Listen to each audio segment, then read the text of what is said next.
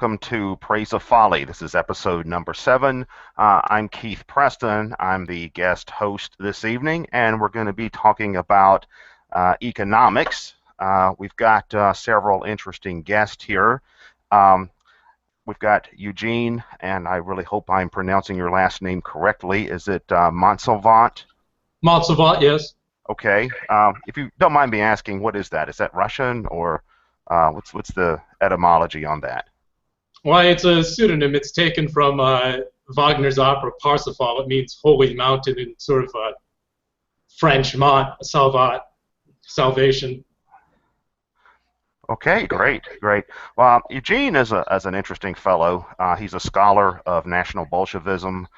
He also represents a point of view that he calls national anti-capitalism, and that's interesting to look at because that's not a point of view that we hear a whole lot about, certainly not in the context of American politics or politics in the English-speaking countries. We also have a neighbor of mine, actually, someone who is from the same town I'm from, and that's Cal Molinay. Cal Molinay represents anarcho-capitalism, radical free market economics of the type that was pioneered by thinkers like Murray Rothbard and David Friedman and the Tannehills. We're talking libertarianism on steroids here. Cal is a very active individual. He has a very active work that he does here in the Richmond area, and there's a lot of really cool videos on YouTube of Cal getting into confrontations with Maoists and other people.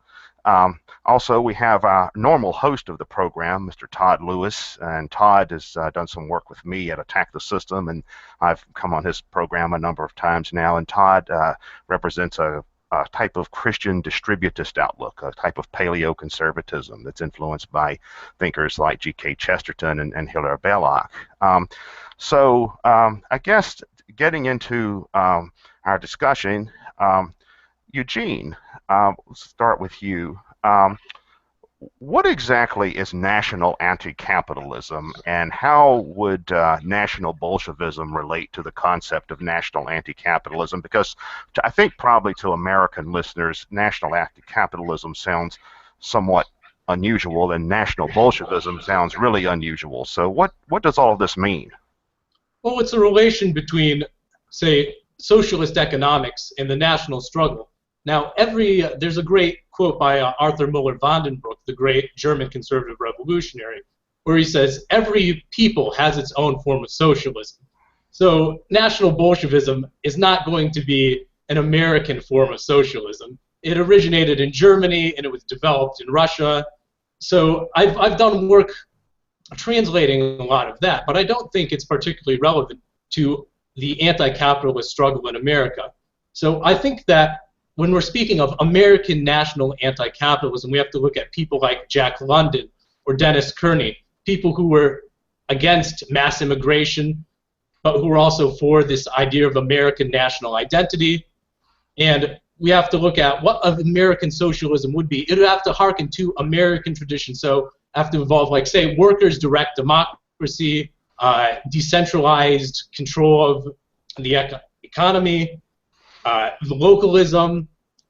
So it would be more along American socialist nationalism would be more along the lines of, say, a leftist version of socialism, or a libertarian version of socialism, say mutualism, or maybe even national anarchism would be an American form of socialist nationalism.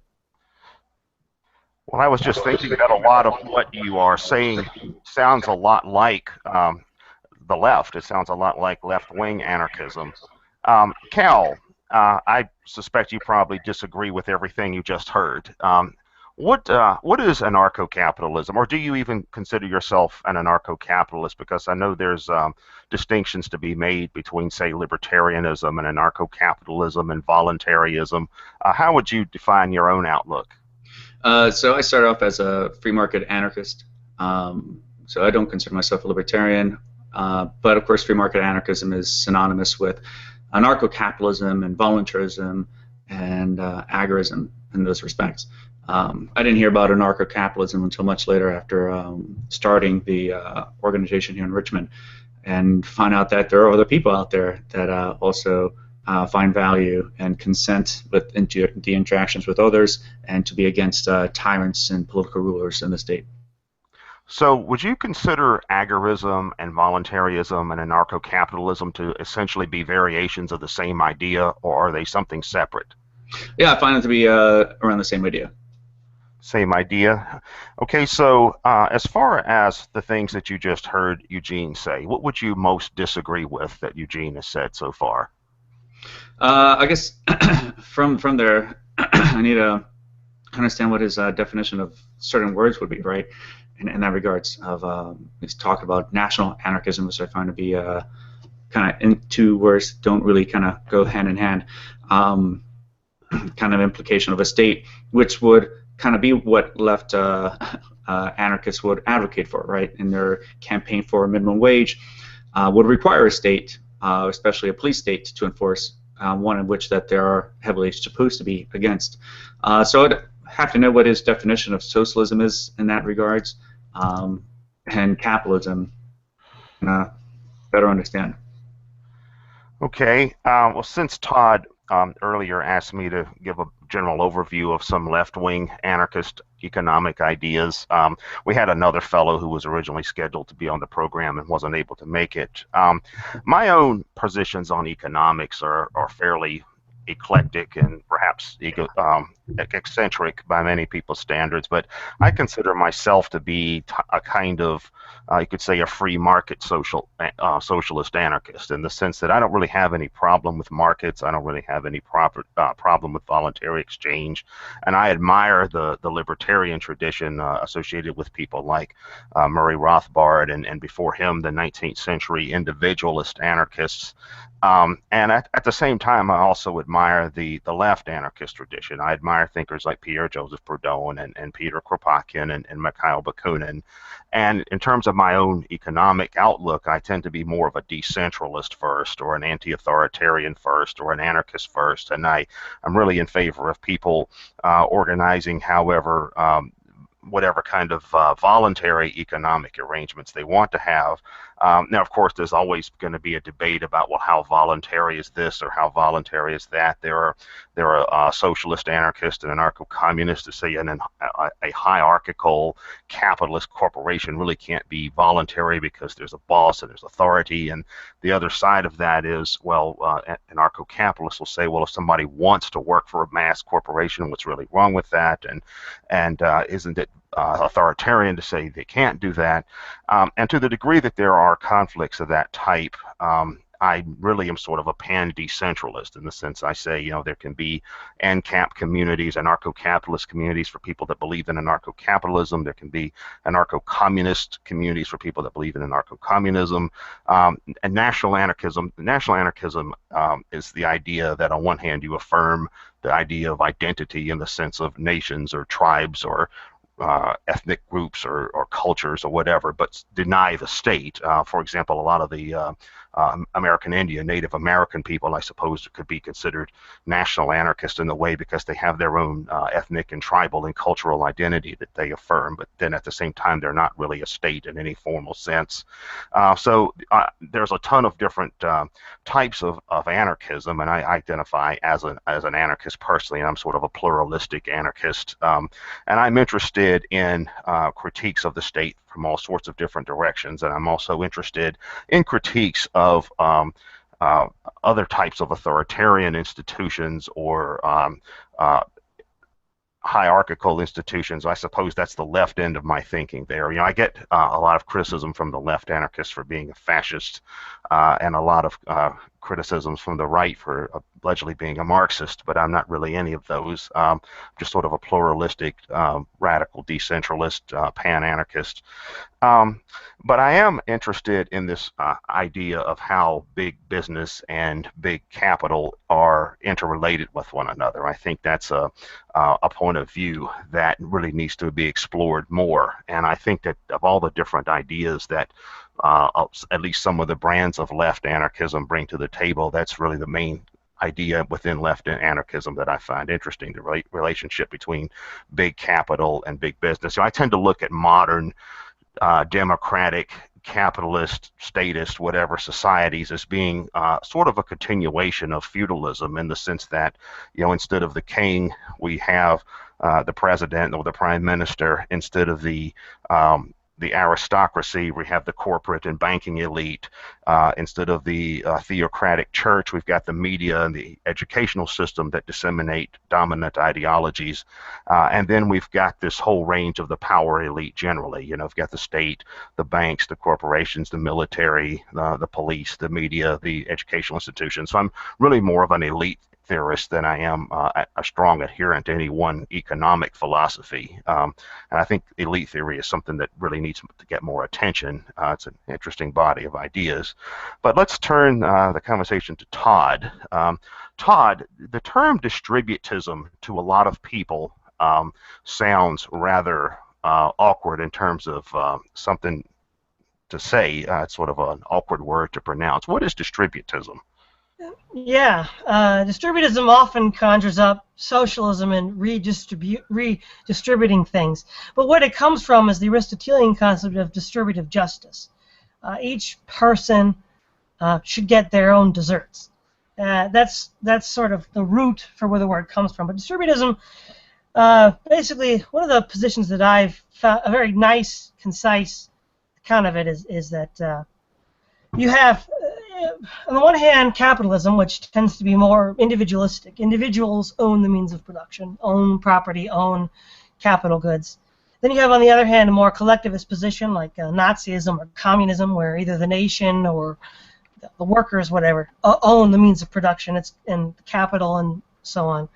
And again, that's somewhat more collectivist. But distributism would say that there's something more in the middle, that families should sort of be the center of property ownership. Not that there might not be exceptions, but as a general rule, laws should be structured so that private property should be held by families rather than by individuals or by collectives, because any property arrangement is enforced by the laws of the people that have it. And so distributists would say that those laws should be constructed so as to keep property in the hands of families. Because historically, that's how it developed. Hans Hoppe even has written about that. He's written about how, as he calls it, there was a problem of socialism in tribal societies where you didn't know whose child was yours, and that kind of gets back to Plato's Republic, where you have somebody that has the people mating without knowing whose child it is, and so then you can't trace property very well. And then Hoppe says, well, at one point, some tribes figured out that if you have private property and you keep it within the family and you know whose son is whose, it's a lot easier to mark boundaries and see who gets what at the end of the day. And it gave them a leg up over their competitors. And Karl Marx is famous for saying that the family, as well as the church and the state, were the three pillars of capitalism. And the distributists would also say that, well, since we would argue that Marx is right, family is one of the pillars of capitalism, private property system. And then a private property system should be maintained and preserved by strengthening family connections, so that it's, as we've seen with the dissolution of the family in the United States and in Europe, who has benefited from the property? It's been the state. Whether it's been in Europe or in America, it's been the state that's acquired all the property at the expense of the dissolution of the family. Okay, well, I think everyone's given a pretty good overview of their own positions. So let's take it back to Eugene. Eugene, as I understand it, you identify as a socialist, but you argue that there's no one universally applicable model of socialism, that different, I guess you say nations, but I guess by nations you mean cultures and ethnic groups and things like that as well, not just nation states in a purely territorial sense. Different kinds of cultures, different kinds of communities need to have a different kind of socialism. So would that legitimize any particular kind of socialism? For example, what you mentioned your own preferred brand of socialism, which would be sort of like libertarian socialism or Proudhonian socialism, or even very similar to left anarchism. But would that also legitimize something like the North Korean version of socialism, or would it legitimize the Soviet model of socialism, or would it legitimize national socialism? What are your thoughts on that? Yes, in a broad sense, it would. Now, I think that certainly there are flaws in each of those systems. I think that, particularly with the Soviet system, it tried to be at once international, but also moved towards nationalism. So there's various forms of socialism that start off as international, but eventually, because they're applied to a certain people, they take on the characteristics of that people. So every people is going to have its own different form of economic organization that's cooperative. That if there's a culture, if there's an ethnic group, it should be seen as a cooperative, and it has its own special form of cooperative economics. For example, in France, the socialist nationalist organization of the early 1900s, Cercle Proudhon, sought to put the anarchism of Proudhon into a sort of national syndicalist context. That would be the French version of a socialist nationalism. For Russia, yes, you have sort of Stalinist communism, though I think that it would move towards more something like Belarus if it had survived and had become more nationally oriented and stripped off sort of the Marxist, internationalist leanings towards it. North Korea has moved from sort of pure Marxist-Leninist thought to eliminating all references to Marxist-Leninist thought and the official Juche ideology. So every people, even if they start off as supposedly international socialists, realize that they have to apply their economic system within the context of their own culture. So every people has a different form of socialism. Some could be more centralized, some could be totally anarchistic. Well, the question that I would have in response to that is there any form of state or any form of socialism that you would consider to be illegitimate? Because there are many people who would look at some of the systems we've discussed and say, well, there's the North Korean model, there's the Soviet model, there's the German National Socialist model, and say these are not systems of cooperative social management, these are systems of oppression. How would you respond to that? Certainly there's flaws in every model, but so long as it's in tune with what the people want to keep, then it's their legitimate form of socialism. How do you go about establishing a criteria as to whether this is something that people want? Do you go by what Carl Schmitt called acclamation, that is to the degree that the people seem to prefer their own model, that by itself legitimizes it? Does it have to be some sort of voting process involved, or what gives a state of that type of legitimacy? I would go with Schmitt's acclamation. I think that Schmitt is the most politically realistic thinker of them all. Okay, well, that's an interesting perspective. It's one that we don't hear a great deal of in American politics. Cal, I'm sure you've disagreed with much of what you've just heard.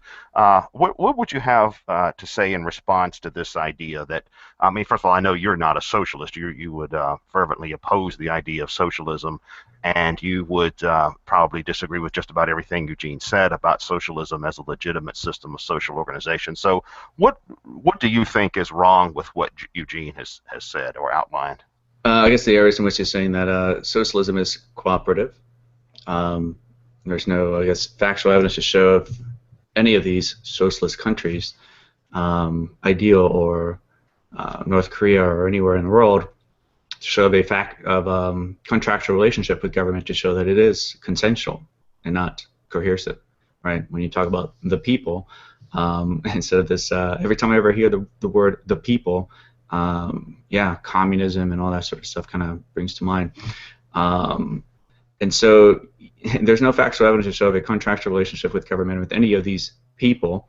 It's just word salads that a lot of people kind of use to kind of just to hide that really it's the repression of minorities, repression meaning coercive violation of consent, typically in threats of murder or murdering those who oppose it, and whatever form of socialism that takes place, since it has no respect for property rights.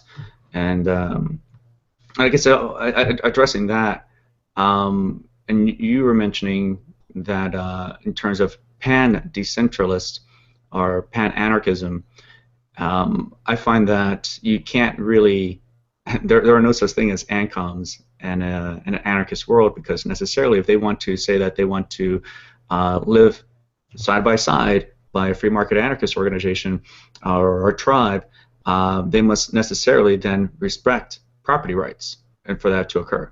But because these ANCOMs and a lot of these socialists do not respect property rights, that can't happen. You have to treat them no different as you would any other status in that regards. But if they do want to live in a pan-anarchist world, they must first then respect property rights of the boundaries of those communities, which then in turn would make them capitalists. So then after that, they could call themselves whatever they want in that community. I don't care, whatever fantasy, but they must first necessarily respect property rights for such kumbaya society and world we can live in together to exist. All right, Eugene has raised a question, and that is for Cal, and that is, how do you enforce contracts without coercion? That's something that I get from left anarchists from time to time. Like, they say, well, really, the capitalist model of anarchism really requires a state because you have to have someone to enforce a contract if you have a contractual society. So how do you respond to that? Is that a contradiction, or is that a paradox in the ANCAP philosophy, or not? No, it's not. I mean, first of all, in terms of violating a contract, you must first have agreed to the contract and to the rules and the stipulations and consequences outlined in that contract. If I move into a community that says cannabis is not welcome here, what am I doing moving into a community that doesn't welcome cannabis, and I would really enjoy smoking all the time? I should just move across the river to a community that celebrates it, right? But say that I do move into a community that forbids cannabis, and the contract that I sign explicitly with my consent, with my signature, that here are the rules. If you break the rules, it's a $50 fine. It's a pillow fight. It's 2 men enter, 1 man leaves. It's whatever the consequences I agree to in that stipulated rule. It's what would occur. However, say that the person does not want to follow through the contract and the word and the consequences that he agreed to and gave consent to. That's also perfectly fine. What will end up happening would be that other people will not uphold their contracts with you, right? So you're too much of a risk. It's like your credit card, in terms of I'm going to borrow $20,000 and don't pay it back. No one's going to lend you any money after that until you pay that back, and so that you can keep your word. So it's kind of economic suicide in that regards. You become socially ostracized by the market, which is made up of everyone else. No one's going to welcome you to their diner, to their hotel, or anywhere else. They're too much of a risk to associate with. But at the same time, other companies don't want to uphold they can easily withdraw their contracts with you. So good luck trying to make your own water, electricity, or creating internet from scratch. But yeah, I think a lot of that forces that would occur for you not to uphold your word or your contracts, you'll find it more cost beneficial to then adhere to the consequences that you gave consent to. So nobody necessarily has to coerce you into that. That's a state kind of mentality. So you can still have all these kinds of enforcements through the market forces in an anarchist society.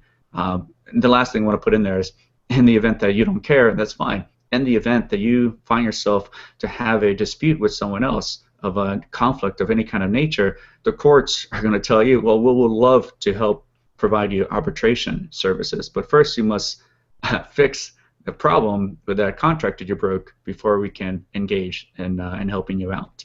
So it's, again, more in your benefit to follow through with your word, because essentially that's all you have at the end, than it is to try to go against it. Well, I see that we've got some questions coming in.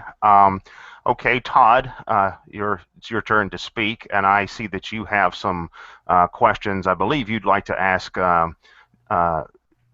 Eugene a question, and you also have some questions for Cal. What's your question for Eugene, Todd? Oh, I'm sorry. This question was actually for Cal. I think Eugene thought it was for him.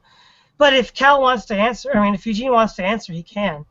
But this is for Cal. Now this isn't true for all anarcho-capitalists or voluntarists, but there's a general trend that I've noticed amongst voluntarists and anarcho-capitalists that something like divorce and even something like incest or shacking up would be considered a victimless crime. But traditionally, families have been seen as a kind of private property arrangement. Typically, the woman was seen as, in some sense, having given something up to the man and the man up to the woman. And if either one were to, having made this contract, this however you want to call it, covenant, then walking away from the obligations would be just as, in my mind, just as bad as breaking a contract with a fellow businessman. But many libertarians tend to think that breaking business contracts is taboo, but breaking marriage contracts is rather acceptable. And that to me seems somewhat inconsistent, because in each case, two people have come together, contracted for certain services, and there's certain stipulations to those services. And it's generally considered that, adultery and shacking up and incest are violations of those services. And I just find it somewhat odd that libertarians are not as concerned about that as maybe it seems they should be. Yeah, that's a good question. But the thing is, like, are you still with the first girlfriend you were ever with or boyfriend? And you told them that you'll love them forever and this can be awesome and let's have this forever? Or did you break up, right? There are certain things that you can withdraw or give permission over your property, a relationship, at any time. And many of these contracts will also have stipulations to show how you can get out of contracts and break contracts, of course. And but there are some things in certain relationships or sort of contract agreements that no one will touch. And some will include something of that nature. She said that she will be with me for the rest of my life. She's breaking up with me. Let's go take this to arbitration. There is no arbitration that wants to save their business and reputation is going to humor that and take that seriously or invite it towards arbitration. And not so much that people will say, well, can't you contract yourself to be a slave to one another? And what happens if the person breaks that contract? That can't happen at all because of you can withdraw and give permission again at any time. You can say no, contract's over. But at the same time, that's a BDSM kinky relationship, right? To have a sex slave master and sex slave relationship with that, no court is going to want to engage in that kind of ridiculousness to say, yes, you have to be his sex slave or her sex slave for the rest of your life. Unless they want to lose their reputation and go towards bankruptcy in terms of competing arbitration services, laughing at them and making the livestock out of them. But again, all this stuff is most of the arbitration, most of the disputes that you'll find in the communities that these families and whatever these communities are taking place is, there'll be the rules in that community that you move into that these people will give consent to before agreeing to it and moving in there. And that's how most of these problems will be solved. One thing that we're getting to here is something that is a major point of division between the left and the right, and also between libertarians and conservatives, and that is the basis of social organization. Libertarians tend to view anarcho-capitalism as a more radical, a more hardcore version of libertarianism in many ways, but libertarians tend to view the basis of social order as private property, individual rights, and freedom of contract and freedom of association. That's a fairly standard libertarian-oriented model. Whereas conservatives, more traditional conservatives, tend to view community as being a type of organic institution that represents evolved traditions that have proven to be tried and true over time, and out of that comes institutions like traditional family relationships or the church or just community norms or traditional values or things of that nature. And the left quite frequently will take a point of view that's somewhat similar to libertarianism in the sense that the left will say it's more about individuals and their rights, but they apply that in a more egalitarian sense. They're not really concerned as much about property rights and freedom of contract. It's more about the right not to be discriminated against. Increasingly, we see on the left where it's not about the right not to be offended by anything. But I think this concept of family relationships and marital relationships is interesting. Now, me, I'm like the postmodern cultural relativist guy that's influenced by Nietzsche and Max Stirner and all these people. I tend to look at it like different cultures in different places will have different kinds of family relationships and different kinds of community values and ideas about what a legitimate marriage is or isn't. And, if I don't like what somebody's doing, well, too bad for me. So I'm not really a leftist or a rightist in that sense. I'm really somewhat different from libertarians as well, in the sense that I tend to think that economic systems are an outgrowth of culture and geography and historical circumstances, rather than vice versa. I'm not really an economics first type of guy. But Eugene, because you are a nationalist anti-capitalist, a lot of people with a perspective similar to yours that I have encountered, advocating a nationalist outlook, but in a way that is anti-capitalist and rejects the values of commercial society, often will have somewhat conservative views about things like family values or even sometimes religion or things like that. Where do you stand on some of these questions? Well, I'll agree with you that every culture has its own form of family organization. And I think that they should stick to their own form of family organization. I think when the market intrudes upon the ancient heritage of these cultures, it reduces family organization to a contractual thing. It becomes something as mundane as buying a car. So it really destroys the true cultural fabric of society. You have these sort of social atomization advocated that with capitalism, that capitalism comes in this enlightenment package of unfettered individualism, the customer is always right. That's not the sort of values you form a family upon. So you would argue that a family can be anything that the cultural norms of the wider society would uphold. Is that correct? Yes, that it's defined by the tradition of the culture. You could have an extended family group. You could have a matriarchal family group in some African cultures. You could have a patriarchal family group. You could have, in Islamic cultures, you could have multiple wives. In Europe, you have a single wife. But it's defined by these traditions that originated organically over time and not by purely contractual basis.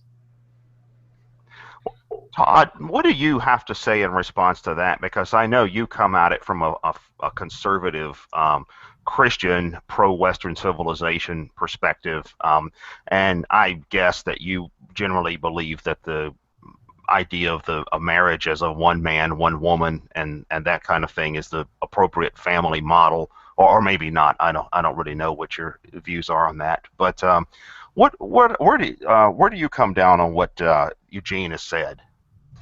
Well, I think I would agree with this. Eugene is absolutely right that market values are not conducive to family values, and to construct viable families, the minimum for the propagation of the race, let alone anything else, we need to have these values in place. And the other thing is, now he does mention correctly that there have been alternative versions of the family. Now, I think we can evaluate them on a case-by-case basis and see which family structures are the most effective in producing the results that are desired. And you're correct. I would tend to be a more traditionalist in the Western Christian tradition, supporting monogamous marriage and things like that. But I think that maybe Cal might have misunderstood the question.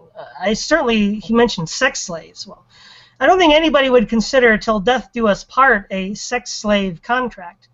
But most people, if you are married, if you go through the process of getting married, in most cultures, except for extreme cases in which divorce, in most cultures you can have a divorce in extreme cases. They'd say, look, you made this commitment, you got to stick with it, especially after you have kids, because of course, as we see, single-parent households, specifically in the inner city, with the rampant crime, are not the most effective models for households. And we need institutions that will help encourage these pairings to come together and then stay together for the children, but also for the basis of private property. Because one of the reasons why the state has advocated the dissolution of the family in the West, strangely enough, at least in the West, via capitalism.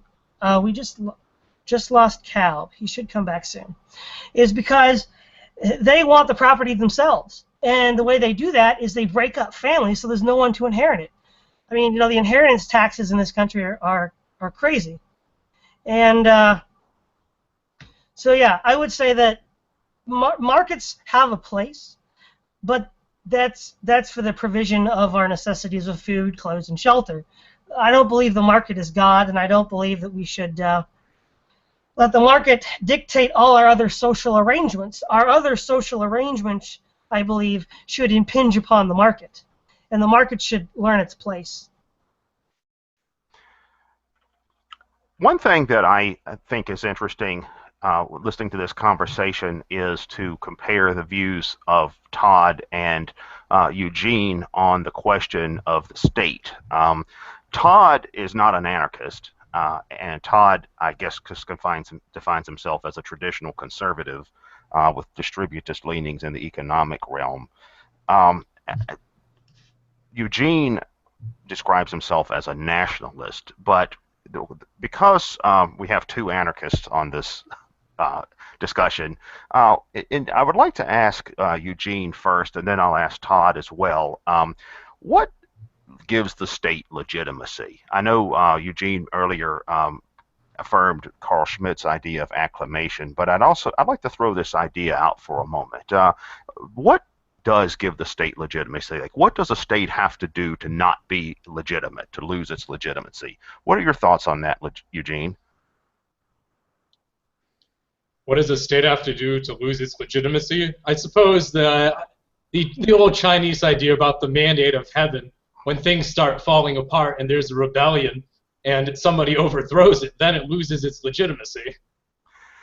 Well, it sounds like what you're saying is that ultimately legitimacy is simply determined by power. Like whatever state happens to have power at the particular moment is essentially legitimate as long as that particular state can simply maintain force of rule. And if that state cannot maintain force of rule, well, then it loses its legitimacy. You would argue that that's the basis of legitimacy, is simply being able to maintain power, or are there any other criteria for legitimacy? That's the most realistic position. I mean, you could have international recognition, but so long as, even if the state is unrecognized, you have, say, Abkhazia or South Ossetia, which are unrecognized, but they maintain their power and they maintain their hold. So therefore, it's the people's state. It's legitimate as far as the people living in it are concerned. Okay, well, in what circumstances would a state have to, what would a state have to do to be considered oppressive or unjust or unethical or tyrannical? Or is there such a thing according to the criteria that is established? Why, I don't think there's a universal definition of unjust or tyrannical. I think that ultimately when people start to writhe under the power of the state, and they start breaking off from the state's separatist organizations or revolutionary organizations, then we can say that people are seeing it as unjust, but there's really no universal definition of unjust or tyrannical. Like, some people may say the Assad government is tyrannical and unjust, but the people living under it who are supporting it would say otherwise. So there's really no true universal definition of unjust or tyrannical. It's all dependent on what the people living in the state want and how the state maintains its relation with the people. Todd, do you have a response to that? Would you agree with that, or would you argue that there are criteria that legitimizes a state beyond merely the ability to maintain power? Yeah, I would agree in a sense, that that's usually how it happens, and most of the time that's usually what occurs. And so I wouldn't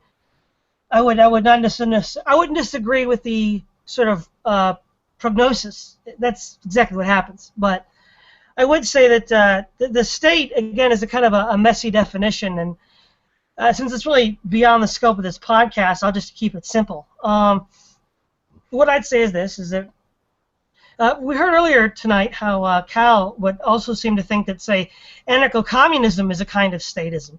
So it seems that, at least from a radical libertarian perspective, any sort of institution, whether it be, quote, the state or the family or the church or the, in the case of the syndicalists, the syndicate, that would circumscribe the behavior of an individual would be somewhat questionable. And I would say that larger communities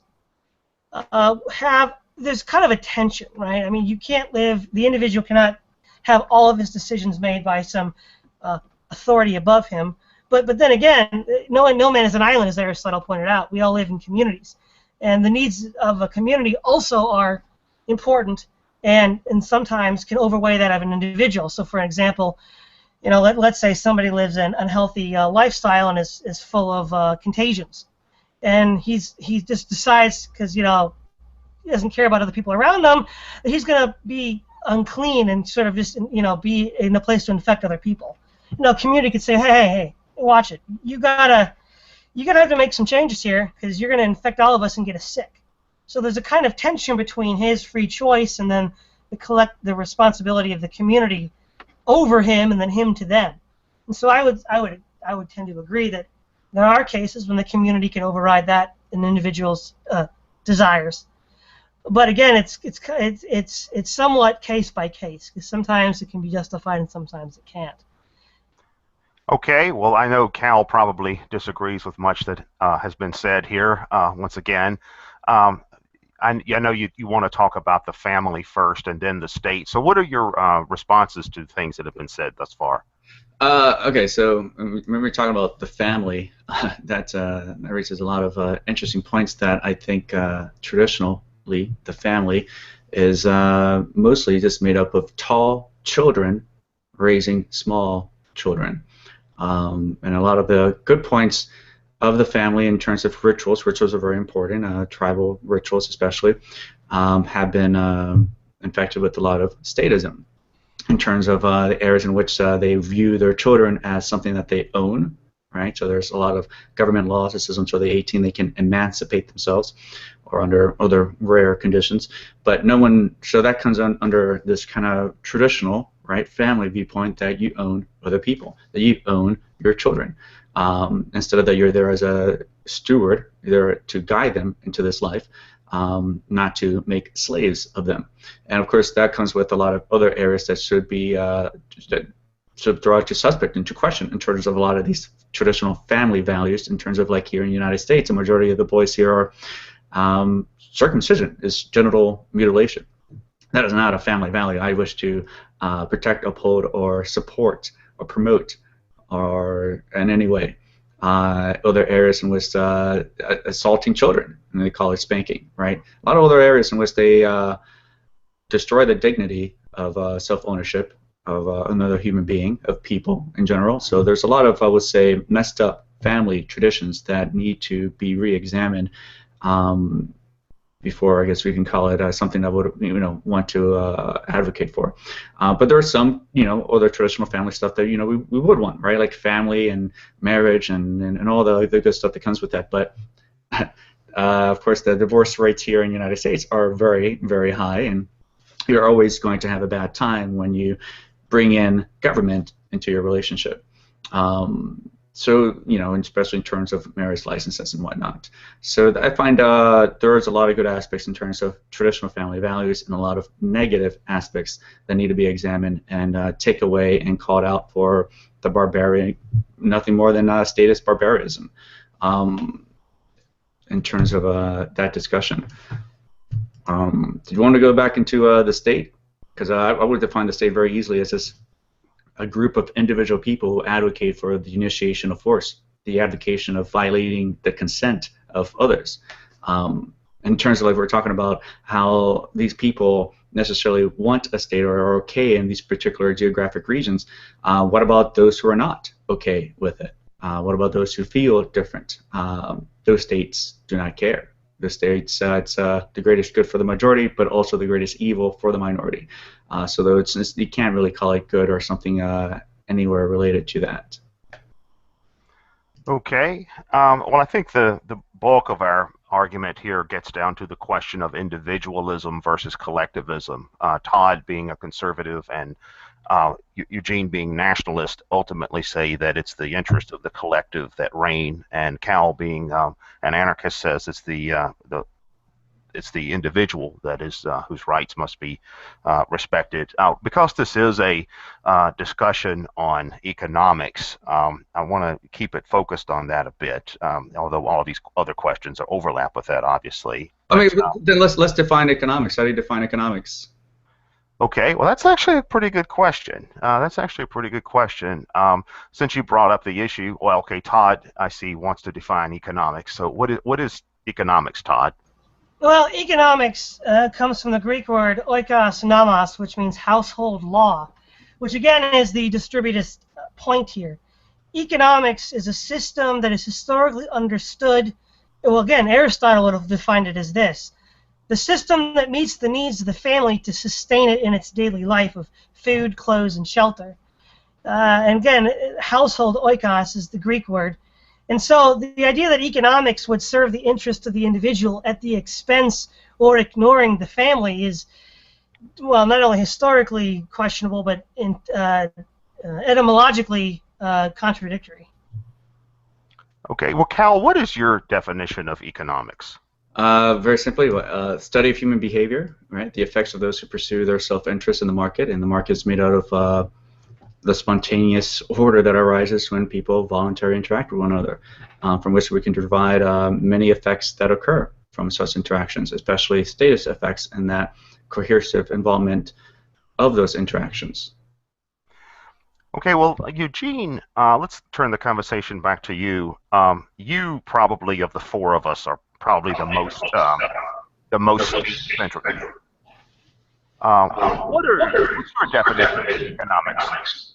Well, I'd probably agree with Todd for the most part that the essential purpose of economics is to provide for the family, and that once you get into providing beyond personal property, then it becomes an issue that you're taking from your growing beyond your natural economic sphere.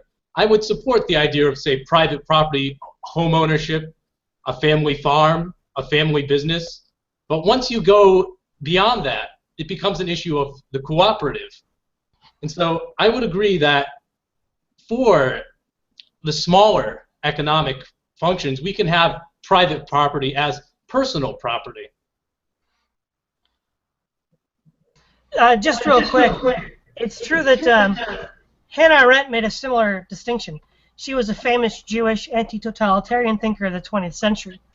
And she was kind of a neo-Aristotelian and made a similar argument that the economy should serve the interests of the families or the community first.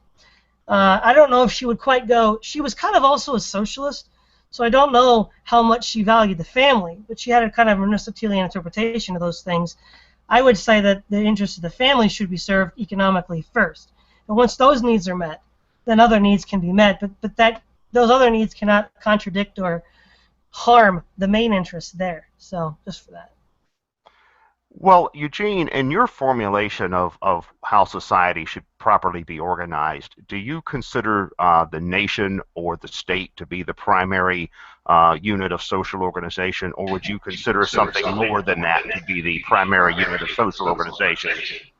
For example, the family or the ethnic group or something like that? I think that it should be sort of bottom up. I think there's problems with the idea of centralized planning. So I'd agree that it begins with the family, it extends to the local organization first, and then it constructs itself organically towards the top if there needs to be a top. Well, here's a question that I have about that. This is either for Todd or Eugene, because I guess I'm coming down on Cal's side here. And that is, why can't the individual rather than the family be the primary economic unit of society? Because individuals, as individuals, can certainly be economic units and are economic units. Individuals can be producers in and of themselves, whether they are directly or connected to a family or not. For example, there are individuals that never, like I'm one, for example. I've never been married. I don't have any children of my own. I have only limited contact with my family of origin. I mean, I'm generally on good terms with them, but that's neither here nor there. I'm not really a family-oriented person, but I'm still an economic unit. I still am a consumer, taxpayer, worker, entrepreneur, etc. So why is it that a family rather than an individual is the primary economic unit of society? I see Eugene is enthusiastic about answering this question. So Eugene, what would you say to that? Well, from simply the pure biological standpoint, that you obviously need some organ to provide for the next generation.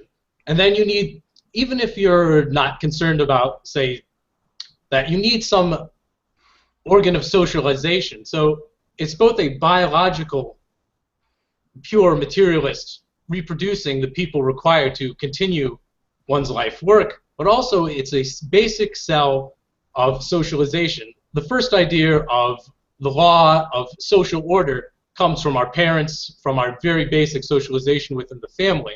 So to have any greater socialization, we need the family. And now, theoretically, we could have extended families or even clan-based organizations.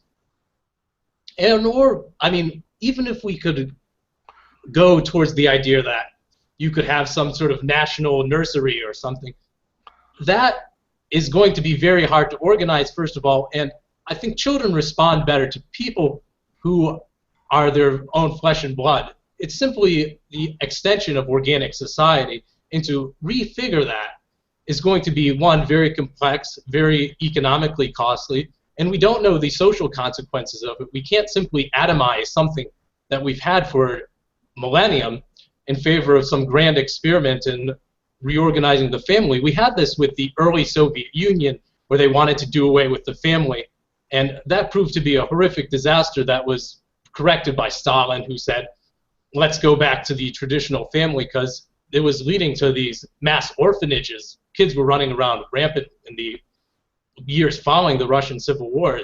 This experimentation is not going to go well. Todd, what would you say? I would agree with everything that Eugene said. I would also want to add to that there are no alternatives to the family. Now, yes, do you want to talk about polygamous families or not, or whatever, fine.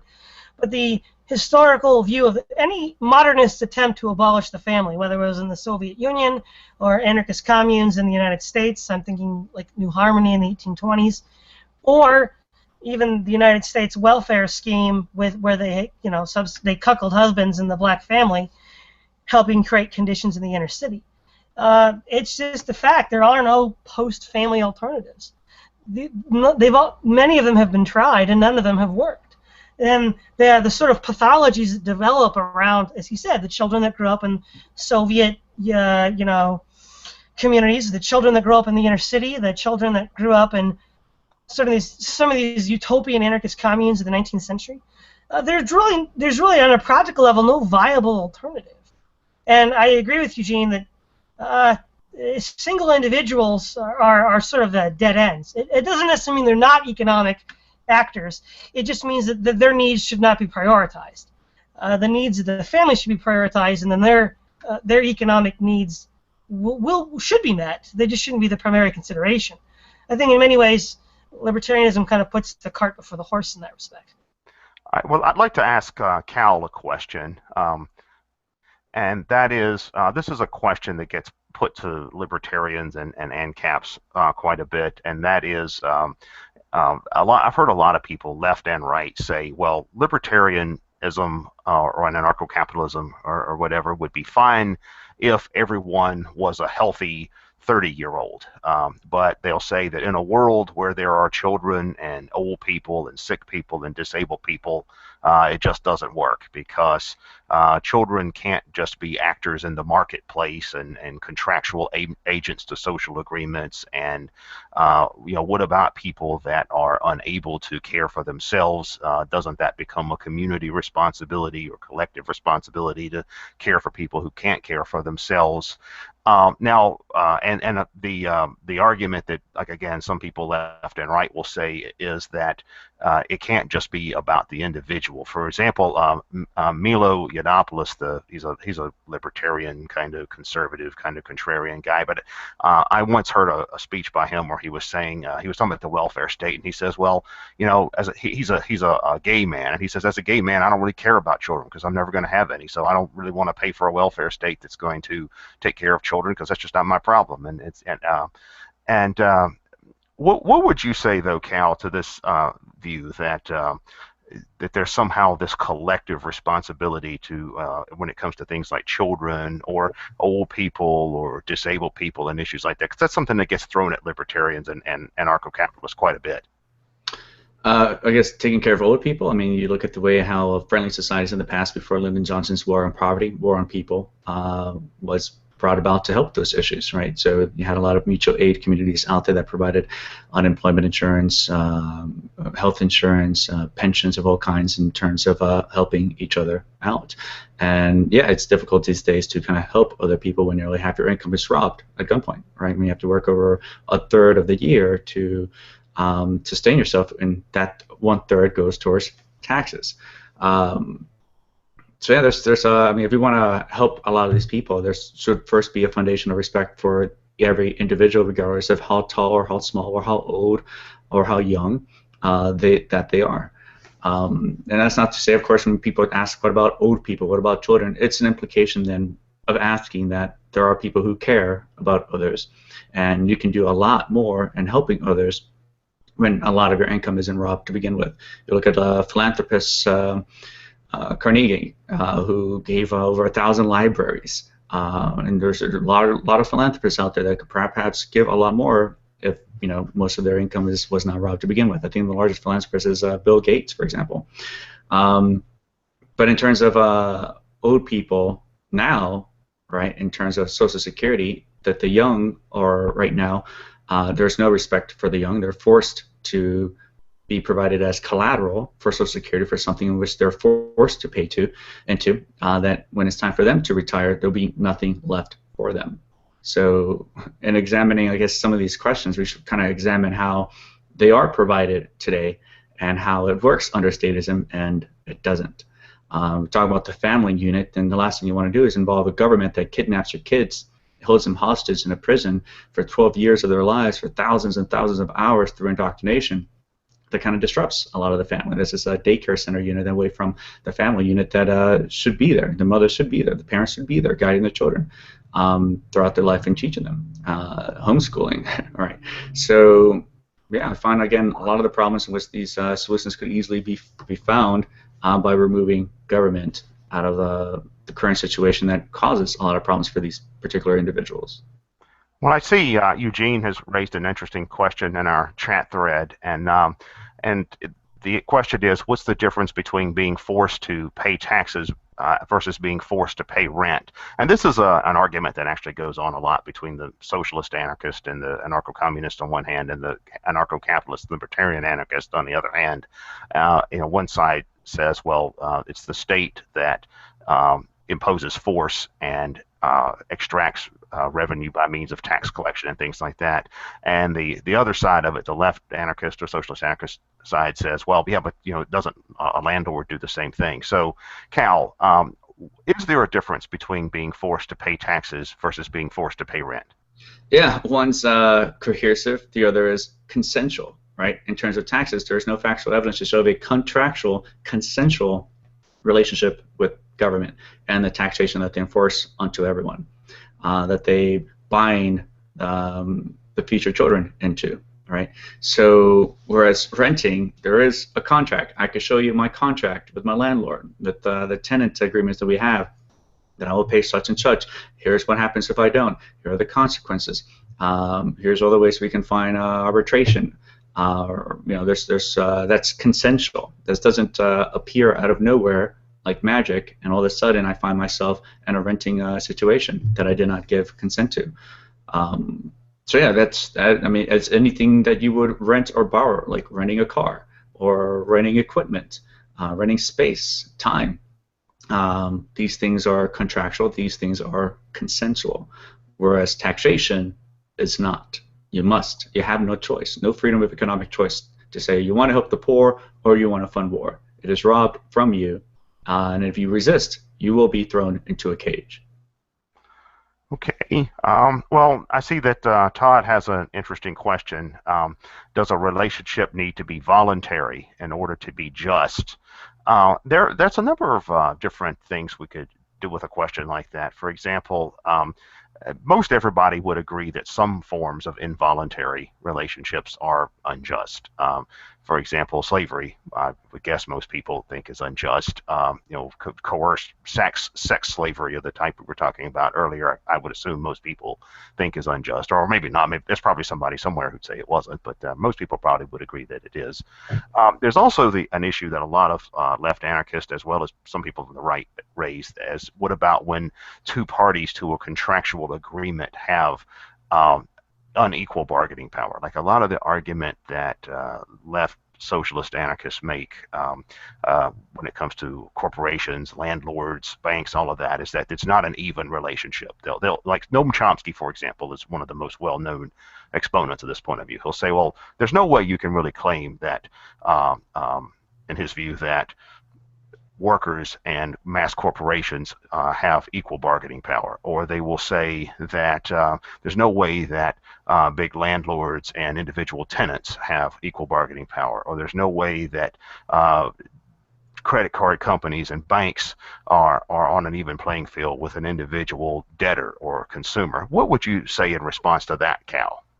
Well, yeah. Why are they not on a equal playing level field? And you can look at all the common denominator for all these cases, the state, in terms of limiting people from emerging in the market. There's a lot of restrictions on market entrance, a lot of high costs if you want to compete with the corporations that can only exist because of government that grants them immunity from their own actions.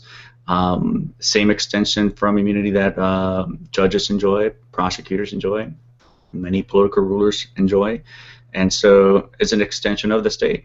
There's a guy, for example, who was driving on a highway near DC, HOV lane, got pulled over. I said, where's their other passenger? He just showed him his corporation papers. I don't know how that case went, but yeah, a lot of the problems that you're talking about that's kind of brought up here, it's as a result of government. You look at a lot of rent sinking, a lot of the problems in New York City, for example, in limiting the amount of prices that you can have for an apartment. These things, in terms of in a market, in a free market society, removes all these restrictions, remove all the way that you can interact with another person. You have an infinite amount of choices out there in the market. There's what, billions of people on the planet. There will be billions of different kinds of choices that will match and cater your needs and preferences, not just a select few. Like here in Virginia, you have Dominion Power, one source of electricity, one source of energy, state-granted monopoly that eliminates competition. So yeah, there is going to be a lot of difficulty in trying to find a fair, balanced way under statism. Well, Eugene raises a question that I think is interesting, and this is a question, again, that both left and right will argue, and that is that coercion can be something other than direct physical force, like someone putting a gun in your face saying, I want something from you. It can also be, in their view, circumstances of nature where they will say, well, eating is not optional, or shelter is not optional. And if you have people that are dependent on other people for sustenance in these areas, is that not a form of coercion? For example, if a worker, if he loses his job, he gets laid off, or whatever, wouldn't that, and then that worker can't pay rent, they can't pay their mortgage, they become homeless, they can't feed their kids, isn't that corporation in a position to exercise coercion over that particular employee? What would you say in response to that? Well, first of all, I was trying to say nature is coercive is very interesting. Yeah, there's people who have a lot of unmet needs. People who value different things from one another. Value is very subjective. What someone finds in terms of shelter, or can be a shack in the woods, and they can call themselves rich.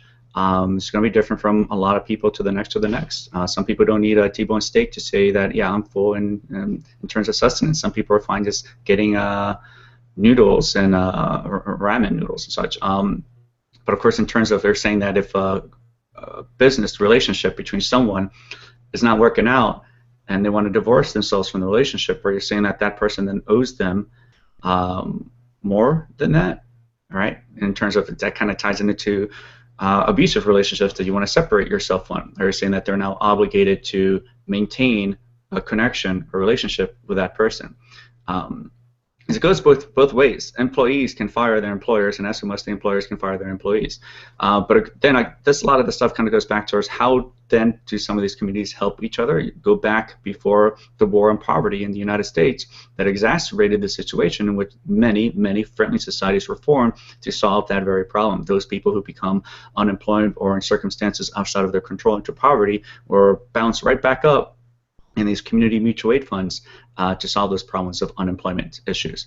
So yeah, there are factual evidence to show how the market provided consensual, voluntary means to help one another in these particular cases. So I take it then, Cal, that in your model of anarcho-capitalism, everything is essentially privatized. Like there's, all roads are private, parks are private, schools are private, hospitals are private. All the things that the state does now are privatized. Eugene raises the question of how that would be any different from having everything centralized into the hands of the state. Wouldn't privatizing everything just be everything into the hands of existent mass corporations that have benefited from the state? And this is an argument that a lot of the left anarchist socialist types will raise as well. They'll say, well, look, if we just privatize everything, all that means is we're going to have rule by Walmart, we're going to have rule by General Motors, and all of these places are going to have their own armies and private militias, and wouldn't they be able to create a whole new system of oppression by doing that? And Todd, in the comments in the chat here, points out the example of the East India Company, which is sort of an imperialist mercenary corporation in the early Industrial Revolution. This is a standard argument that's made against anarcho-capitalism and against libertarianism, free market libertarianism. So what is your response? Yeah, a lot of stuff is easier. I mean, right now, it's not so much privatizing. There's no such thing as private property. There's only property rights. As it exists, under the state, there are no property rights. The state does not respect property rights of self-ownership, property rights of owning land, of anything. When the state tells you what you can and cannot do with your body, it implies there are no property rights in self-ownership. When the state charges you, tells you, hey, you owe me money in terms of property tax, and implies that you do not own your land. When there's eminent domain, it says the same thing. When there's sales tax and everything, the product or good you want to trade, it says there are no property rights. So in a free market society, in a free anarchist society, of the thousands of communities out there working, collaborating with one another, there are property rights. Finally, that does exist. So what about the question about many of these agencies in which the government has monopolized being produced in those markets? They'll be provided no different than any other service or good. Arbitration is not something that is so magical that you utter the words of government that only those people in those costumes can provide. And you'll find that many of these monopolized services that the state has forces onto you were at one point in the past provided by the market itself, including roads, including security, including, again, we're talking about healthcare insurance, unemployment insurance, all these things. Even currency, right? The last thing government wanted in 1913 was competition against their own U.S. dollar, so they made it criminal for anyone to compete. There was a guy who created the Liberty Dollar a couple of years ago, backed by precious metals. IRS came in, stole his precious metals, threw him in a cage. How dare you compete with the U.S. dollar? And that is the problem with government monopolies in these particular services. In a market, anyone can compete. That prevents these problems. Anyone's allowed to enter these markets. There are no more government restrictions on trade, on what you can and cannot do with your own property, and how you want to interact with other people. And we're talking about the East India Company. East India Company is again, it's something that was allowed and permissible by the UK government, right? Like look at Blackwater. Blackwater exists because of taxation, government grants for that to exist. You need to steal a lot of money to have standing armies to fund things in businesses like that. The reason why Hitler wanted to take over France so very quickly is to take over the tax farms. So yeah, there's a vast difference between the two in the way that they would interact with one another. Well, how would you prevent anarcho-capitalism with private militias and private defense agencies and things like that from becoming a state? I think that's one of the main objections to anarcho-capitalism that's often raised. What would be your solution to that problem? Well, the reason why it's a problem right now is so the language is not clear. The language is very muddled. With a lot of lies and deceit and misleading words. People will say that taxation is voluntary. When you kind of go along the pattern, what happens if you don't pay? You get thrown into a cage. So call it for what it is, theft, right? Call what is circumcision but genital mutilation. Call politicians for what they are, warlords, political rulers. The way to get out of that is to remove yourself of that veil of a false legitimacy, and as so much that nobody looks at the mafia as something that is legitimate. Right?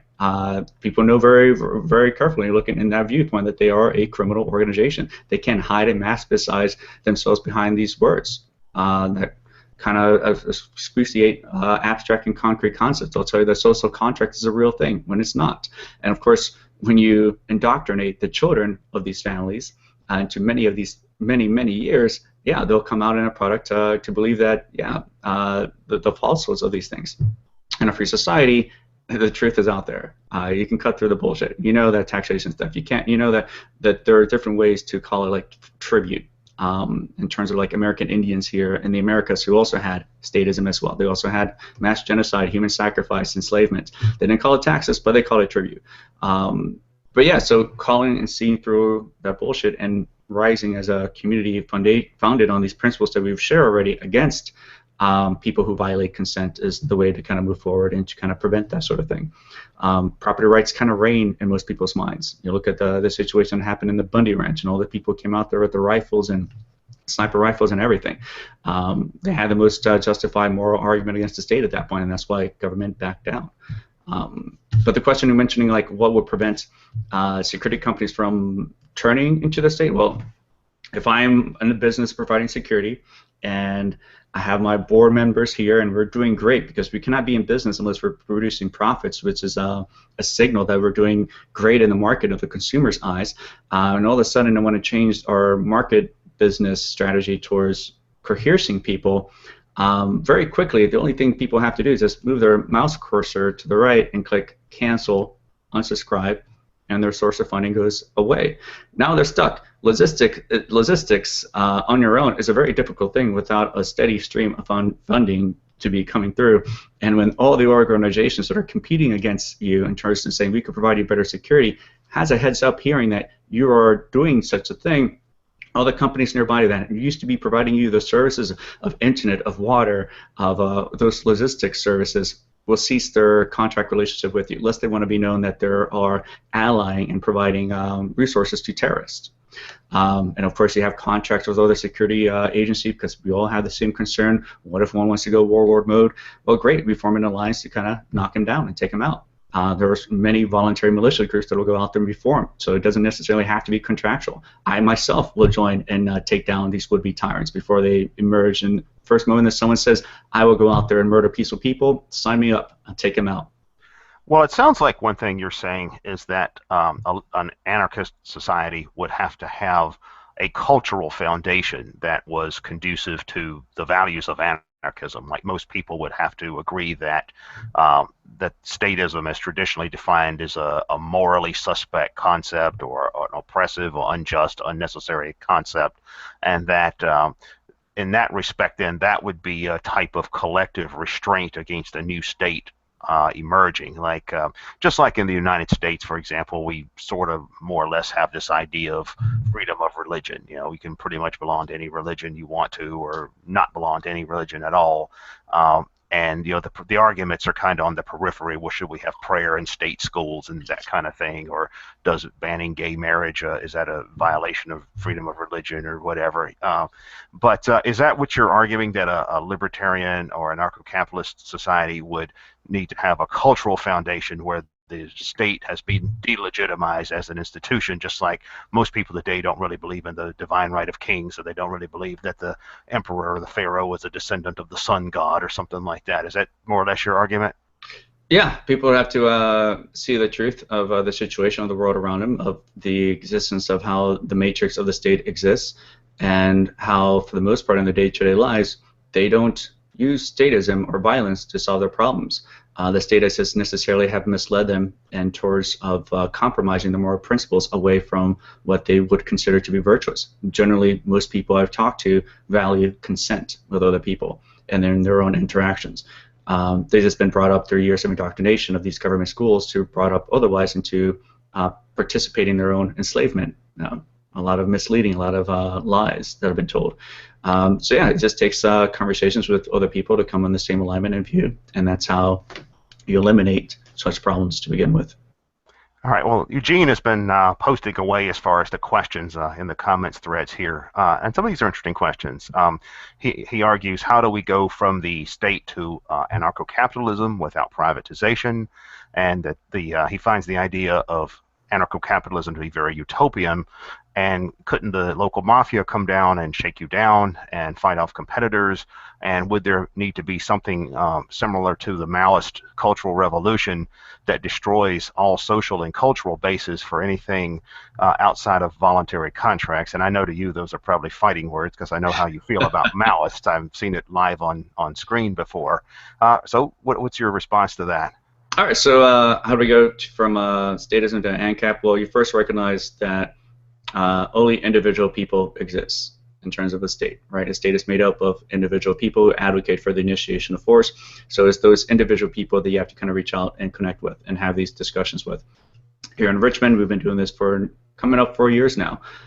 We have over 100 anarchists, free market anarchists, and caste voluntarists in that pursuit. Families, students, children, family, our tribe is growing. So first step, spread anarchy. Second step, build that tribe. Third step, once you reach a large, good 10% of the population in any given city, altogether, we can stop giving into the fear of what happens when you do not surrender your property to the IRS extortion agents. Withholding tax, for example, is the lifeblood of government. Without it, they will fail. That is why Milton Friedman created it to solve the problems of what happens if people forget to pay on taxation day, extortion day. Government will collapse. And so immediately it will collapse, but by that time, and the years until that moment, we've already created a large enough tribe to replace all these monopolized services to be sustainable for the transfer towards a free and voluntary society. So that would answer the first questions. Without privatization, because I don't want government involvement or auctioning anything out at all, right? So abolish government, homestead, all the property that statists, murderers and thieves have prevented you from homesteading to begin with, right? Second question is very utopian. Well, government itself is very utopian. The idea that you can violently control the lives of other people has not worked and continues to collapse throughout history. All of history has shown that. So it's very utopian for someone to still think, well, with the right amount of buttons, just the right amount of extortion and threats of murder, that we can control the lives of peaceful people and it will not collapse. And still, people still thinking decades from now and centuries still later that somehow we can still figure out the right way to do it. The founding tyrants could not do it, right? The right measure of checks and balances could not constrain evil. It only begetted and continued to grow to the size and scope of tyranny where it is today. So it's very utopian to think that you can constrain evil through government and those kinds of checks and balances. So what else? Couldn't the local mafia come and shake you down and fight off competitors? Well, you kind of remember that mafia came here in the United States because the government created these laws for prohibition, right? For people enjoying the vices of, tequila, liquor. So without those kind of market restrictions, you don't invite these kind of criminal organizations to begin with. So abolition of government, market increase of these prices that have overinflated will go down, right? The war on drugs is a war on people, it's a war on market interactions and arbitration. There's a lot of violence that occurs because these acts are illegal, and I can't seek arbitration if someone were to rip me off because it's illegal to begin with. I'd be thrown to a cage if I were to seek that out otherwise. And the last question is, will there have to be a Maoist culture revolution? Maoism is a death cult. We're not about murdering peaceful people. You look at the millions of people that starved during the Maoist revolution. You look at the tens of thousands of parents who are forced to eat their children, to cannibalize their sons and daughters. That has nothing to do with what we are aiming to achieve. In fact, that is the very opposite of what we're about, and that is the very thing that we are against and seek to destroy and abolish and to rid of. But yeah, that hopefully answers some of the questions. Well, you've certainly very articulately defended the ANCAP position. We're about out of time here. Obviously, we could keep going for a good while, but I'd like to give both Eugene and Todd an opportunity to make a final comment. Eugene, do you have anything you'd like to add? Oh, yes. First of all, when Cal said we need to destroy the cultural bases of anything outside of voluntary contract, doesn't that mean necessarily coercing people who don't believe in voluntary contracts to accept these cultural bases for voluntarism? This sort of Pinochet, throw the communists off the helicopters sort of idea that we need to defend the free market by killing all the communists. And so I think that necessarily to transfer to a society where everyone believes something is voluntary, you need some force of coercion to change the mindset. And though I'd like to agree with Cal that it's necessary to create your own tribe, I think that the defeat of the global capitalist system and capitalism in general in the United States will become emerging from tribalist instincts, from this will towards building a nation, building a community. So I agree with him there. And I would agree that this tribal organization would be an attack on the monopolistic capitalist forces created by the state, that they would be collectivizing their own property, taking property from these large corporate entities and using it for their own communal purposes, for purposes of sustaining their own families. So yes, I'd like to agree with Cal on those several points, though I don't think that the basis would be the idea of voluntary contract, but the idea of community. Okay, and see, Todd raises some interesting questions here. Todd, do you have something you'd like to say? Yeah, I guess just to wrap it up, I'm very skeptical when libertarians say we're not against harming peaceful people. Well, most libertarians are pro-abortion, and since libertarians are prone to inflammatory language, and that's fine. I mean, if you want to consider taxation theft, I'm more than in rights to call abortion murder. So an anarcho-capitalist or a voluntarist, most of them are pro-abortion, which is pro-murder. So the whole idea that they're against harming peaceful people, no, not every voluntarist is for that. That's true. But as a philosophy, it allows for it. Then they're not really against harming peaceful people. Okay, and I see Cal makes the clarification that he's not a libertarian. He's an anarchist.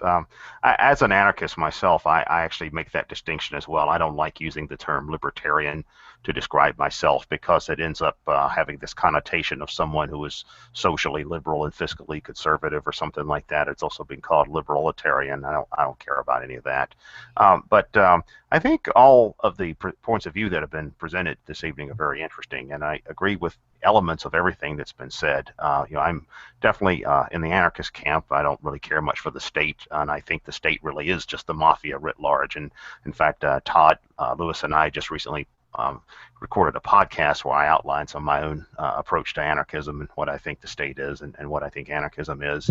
At the same time, I think a lot of what Eugene was saying was, on one hand, it was polar opposite from some of my own views, but it was also similar in other ways, in the sense that I'm first and foremost a radical decentralist. I don't really have a problem with decentralized nationalism or decentralized socialism, and I'm not really a strict anarcho-capitalist. I'm more of just a radical decentralist or whatever. And Todd is a distributist, and I think distributism is an interesting philosophy as well. It's all about G.K. Chesterton, one of the founders of G.K. Chesterton, one of the founders of distributism, said that the problem with capitalism is not that there's too many capitalists, but that there's not enough. He thought everybody should be a little capitalist unto themselves. Okay. So thank you all for participating. Thank you, Todd, for inviting me to be a guest moderator on your program. Thank you, Cal, for coming on the program. You've defended anarcho-capitalism very articulately. Eugene, thank you. Your perspective is very interesting and one that's actually refreshing to hear about, because it's a point of view we don't really hear much of in American political discourse. And Todd, pleasure as always. Oh, thanks for having me, Keith. Oh, yes. Thanks for coming on.